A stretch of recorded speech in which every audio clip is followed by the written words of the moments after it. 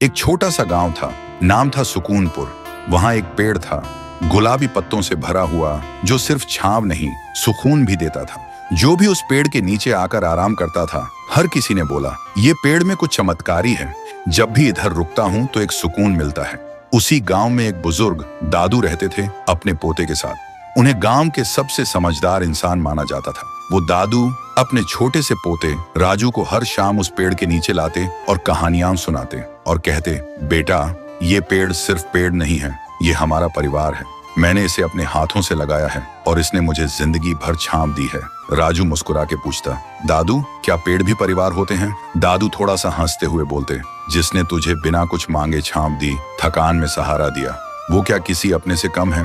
तभी पेड़ से पत्तियां गिरने लगती हैं, जैसे वो खुद सुन रहा हो, जैसे उसकी सांसें भी कहानियों में चल रही हों। वक्त गुजरता गया, दादू बूढ़े हो गए और एक दिन दुनिया छोड़ गए और राजू भी अकेला उदास हो गया था। अब राजू हर दिन उसी पेड़ के नीचे लेट कर रहता था। एक दिन वो आंखों में आंसू लेकर पेड़ को देख के बोलता है, दादू, आइए ना, मुझे कहानी सुननी है। मैं खुद को बहुत ही अकेला महसूस करता हूँ। तभी पेड़ बोलने लगता है, राजू, तू अकेला नहीं है, मैं हूं ना, तेरा परिवार। राजू चौंक जाता है और बोलता है, तुम कैसे बोल सकते हो?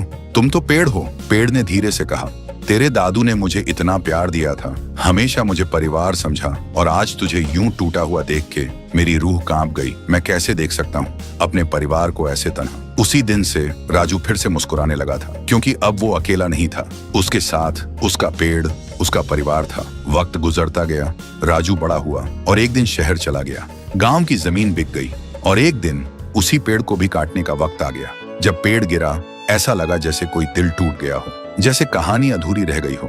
सालों बाद राजू वापस आया और जहां कभी पेड़ था, वहां सिर्फ मिट्टी थी। देखते ही उसके आंसू बहने लगे। उसने धीरे से कहा, दादू, आपने कहा था ये पेड़ मेरा परिवार है, लेकिन मैंने ही इसे छोड़ दिया था। आज मुझे दुनिया की सबसे बड़ी धूप में छांव चाहिए, पर मेरे पास कोई नहीं है।